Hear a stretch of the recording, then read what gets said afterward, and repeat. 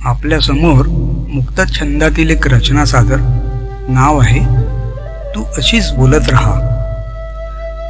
पार्श्वभूमी अशी आहे, मृगासारखे सुंदर डोळे असलेल्या ज्या मुलीवर प्रेम केले तिचा मृत्यू झाला. ज्या दुसऱ्या मुलीला तिने नेत्रदान केले, कवितेचा नायक तिच्यावरच प्रेम करू लागला. पण नेमकं प्रेम कुणावर, हा एक संभ्रम यात दाखवण्याचा प्रयत्न केलाय. तू अशीच बोलत राहा, तू अशीच बोलत राहा, मी असाच ऐकत राहीन. तू अशीच बोलत राहा, मी असाच ऐकत राहीन. तुझ्या अबोल डोळ्यांनी किती ग तू बोलशील, तुझ्या अबोल डोळ्यांनी किती ग तू बोलशील. नेत्रदानाने बदलली जागा म्हणून इतकी खदखदून असशील. माहीत आहे तुला मिश्किलपणे मी गंमत पाहीन, माहीत आहे तुला मिश्किलपणे मी गंमत पाहीन. पण तू अशीच बोलत राहा, मी असाच ऐकत राहीन. तुझ्या अबोल डोळ्यांनी वदली परकाया प्रवेशाची कथा, तुझ्या अबोल डोळ्यांनी वदली परकाया प्रवेशाची कथा. आरसपानी नजरेतून उमगली तुझ्या अंतरीची व्यथा.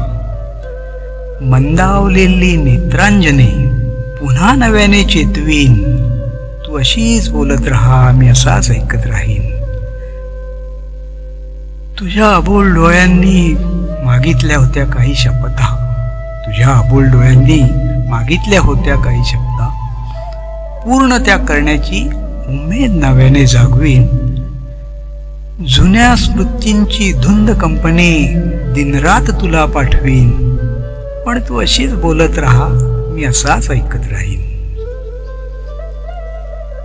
तुझ्या अबोल डोळ्यांनी विचारले होते काही बाळबोध असे प्रश्न, तुझ्या अबोल डोळ्यांनी विचारले होते काही बाळबोध असे प्रश्न.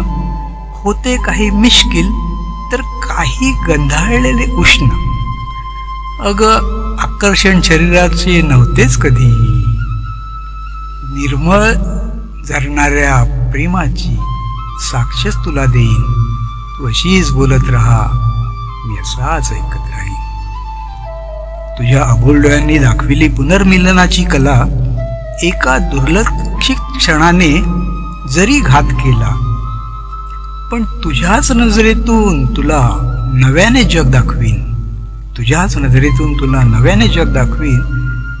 तू अशीच बोलत राहा, मी असाच ऐकत राहीन. तुझ्या अबोल डोळ्यांनी आज एक प्रश्न आगळा केला. तुझ्या डोळ्यांनी अबोल डोळ्यांनी आज मात्र एक प्रश्न आगळा केला. प्रेम त्या मृगनयनीशी मग हिच्यात का गुंतला. तुझ्या अबोल डोळ्यांनी आज एक प्रश्न आगळा केला. प्रेम त्या मृगनयनीशी मग हिच्यात का गुंतला. खुंद का होल तळाशी कंठही दाटला, खुंद का खोल तळाशी कंठही दाटला. या प्रश्नाचे उत्तर अंतापर्यंत शोधत राहीन. तू अशीच बोलत राहा, मी असाच ऐकत राहीन.